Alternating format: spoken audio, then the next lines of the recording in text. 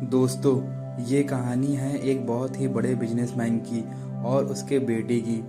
वो बिजनेसमैन अपने बेटे से बहुत ही ज़्यादा प्यार करता था, क्योंकि उस बच्चे की माँ नहीं थी और घर में दोनों अकेले ही थे।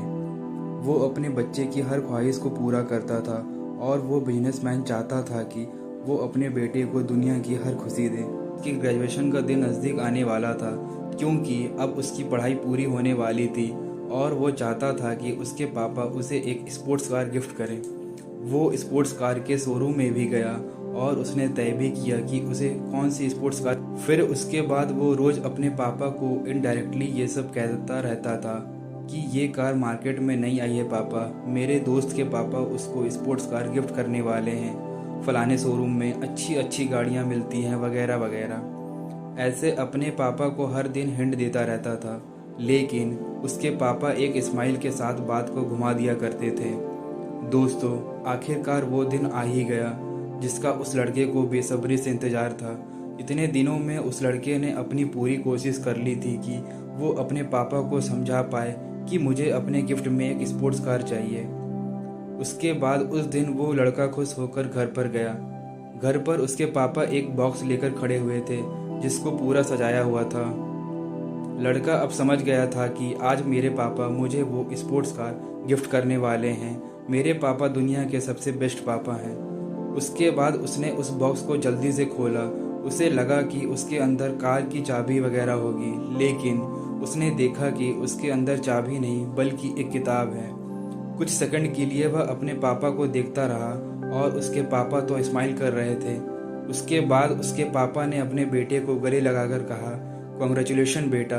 लेकिन ये लड़का बिना कुछ कहे वहाँ से चला गया और उसके बाद वो अपने दोस्त के पास चला गया। उसके दोस्त ने उसे यह समझाया कि तेरे पापा नहीं करते हैं और उनको तेरे से ज़्यादा अपने पैसों से प्यार है। दोस्तों, उस लड़के का दिमाग पहले से ही खराब था और वो पहले से ही दुखी था। ऐसे में उसके घर एक गलत कदम उठाने के लिए मजबूर कर दिया। सुबह जब उसके पापा उसके रूम में गए तो रूम में कोई भी नहीं था और बेड पर एक लेटर लिखा हुआ था।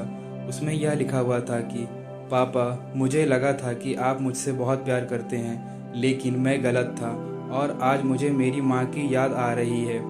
वो होती तो मुझे बहुत समझ पाती। आपको तो अपने पैसों से मतलब है पापा, और मैं जा रहा हूँ आपसे बहुत दूर पैसे कमाने के लिए।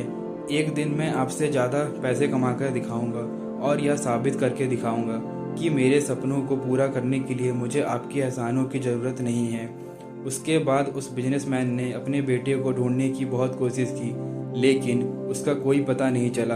उसके बाद दिन, महीने और साल बीतते गए और अब उस लड़के के पापा अब बूढ़े हो चुके थे। उस बुढ़ापे में उनको उनके बेटे की सबसे ज़्यादा ज़रूरत थी। तब वो बिजनेसमैन बिल्कुल अकेले थे और साथ में ना माँ थी और ना ही था बेटा। उस तरफ वो लड़का अब बहुत ही बड़ा बिजनेसमैन बन चुका था। उसका मकसद ही था अपने बाप को हराना और उनको गलत साबित करना। उसके बाद उसके पापा की एक दिन डेथ हो गई। अब वो तो एक बड़े बिजनेसमैन थे, तो उनके टीम में न्यूज़ में यह दिखाया जा रहा था कि उनका लड़का जहाँ पर भी हो वहाँ से वापस आ जाए और अपने पिताजी का क्रियाक्रम पूरा करे। जैसे ही उस लड़के को पता चलता है कि उसके पापा की डेथ हो गई है, वो वहाँ से भागकर अपने घर पर वापस आ जाता है और उसके सामने उसके पिताजी की बॉडी पड़ी हुई थी। उसे वो सब याद आ रहे थे कि एक दिन मैं आऊँगा और आपको गलत साबित करूँगा और आपको पैसे का मतलब समझाऊँगा। सब कुछ जो उसने अपने पापा को कहा था उसे वो अंदर से तोड़ रहा। उसे एहसास हुआ कि कितने प्यार से उन्होंने उस किताब को लेकर आए हुए होंगे मुझे देने के लिए। और उसने उस किताब को खोला तो पहले पेज पर यह लिखा हुआ था कि बेटा, मैं दुनिया का सबसे खुशनसीब बाप हूँ क्योंकि मेरे पास तेरे जैसा बेटा है। मैं कुछ दिनों से यह देख रहा था कि तू मुझसे इशारा कर रहा है कि तुझे एक स्पोर्ट्स कार गिफ्ट में चाहिए। आखिर मैं तेरा बाप हूँ, तू कुछ भी नहीं मांगता तब भी मैं समझ जाता कि तुझे गिफ्ट में स्पोर्ट्स कार चाहिए। आज से मेरा सारा बिजनेस तू देखेगा।